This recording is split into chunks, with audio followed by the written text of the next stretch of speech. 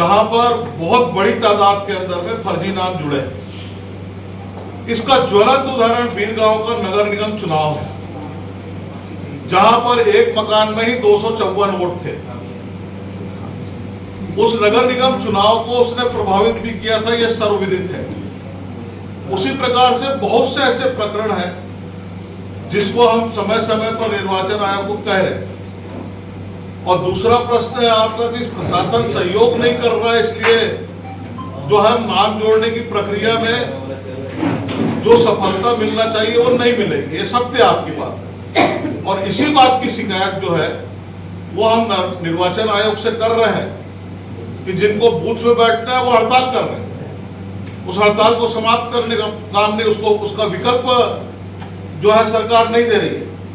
इसी बात की शिकायत जो है हमारा मुख्य चुनाव अधिकारी से रहा है, और मुख्य चुनाव अधिकारी ने निर्देश दिया, उसका पालन भी नहीं हुआ।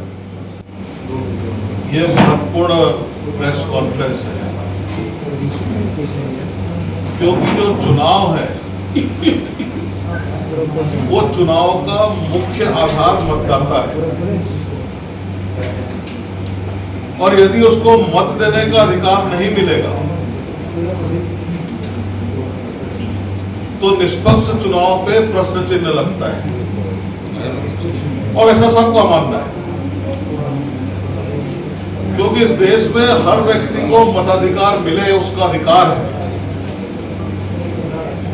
और निर्वाचन आयोग और सरकार का कर्तव्य है कि उसको अधिकार दिलवाने में सहभागी बने, सहयोग करे। लेकिन दुर्भाग्य से छत्तीसगढ़ के अंदर में जिनको बीएलओ बनाया है, बूथ लेवल ऑफिसर, वो हड़ताल कर रहे हैं।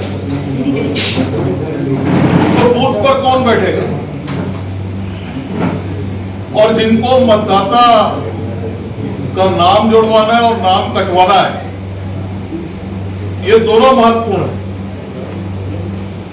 ऐसे जो फॉर्म 6 और 7 ये निःशुल्क मिलना चाहिए, लेकिन वो भी नहीं दे रहे।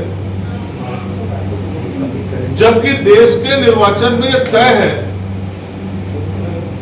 कि जो बीएलओ है वो घर घर जाके संपर्क करके नए मतदाता को जोड़े, उसके पास में जो मतदाता सूची है, अगर उस मकान नंबर के अंदर में वो नहीं पाए जाते तो उनका नाम काटने का काम करे, एक निष्पक्ष चुनाव की व्यवस्था करे। लेकिन दुर्भाग्य से छत्तीसगढ़ के अंदर ये कुछ नहीं हो रहा। मेरे पास में एक नहीं 3 प्रेस के लोगों का भी फोन आया था। हम लोग भी नाम जुड़वाना चाहते हैं, और कुछ प्रेस के बंधु जो बाहर गए वो चाहते हैं कि हमारा नाम यहां से कट जाए ताकि दूसरी जगह हमारा नाम का जुड़ जाए, लेकिन ऐसा नहीं हो रहा है। वो भी हताश और निराश है। और छत्तीसगढ़ के अंदर में हमने मुख्य निर्वाचन अधिकारी को हमने लगातार शिकायतें की, जिसके प्रमाण हमारे सामने में है, और वहां से आदेश भी आए यहां के कलेक्टर को, यहां के सीओ को, लेकिन उसका भी पालन नहीं हो रहा है। और 31 अगस्त जो है वो लास्ट तिथि है, और ये महत्वपूर्ण समय के अंदर में अगर सरकार निर्वाचन आयोग का सहयोग नहीं कर रही है और निर्वाचन आयोग काम नहीं कर पा रहा है, तो ये महत्वपूर्ण समय जो नागरिकों के एक अधिकार का समय है, ये समय फिजूल जा रहा है, वो समय को काट रहे हैं। क्योंकि मेरा आरोप है कुछ कांग्रेस के लोगों ने बड़ी तादाद के अंदर में अपने अपने विधानसभाओं में फर्जी नाम जुड़वाए, जिसके प्रमाण भी हमने पिछले दिनों दिए, लेकिन जितने हमने प्रमाण दिए थे उतने नाम कटे नहीं है। तो ये जो सरकार की जो शिथिलता है और चुनाव आयोग के पास में पर्याप्त पैसा है, और खासकर सरकार भी अगर चाहती है छत्तीसगढ़ के अंदर में निष्पक्ष चुनाव हो,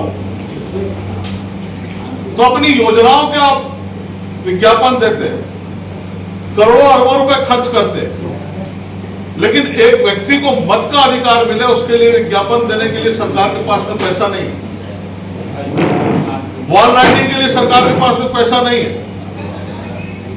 जनहित में जन जागरण के लिए सरकार के पास में पैसा नहीं है, क्योंकि सरकार जो है वो फर्जी मत के आधार पे अपने आप को जिताने का सफल प्रयास कर रही है। और भारतीय जनता पार्टी ये सारी चीजों को उजागर करके हमारा कार्यकर्ता घर घर में घूम रहा है।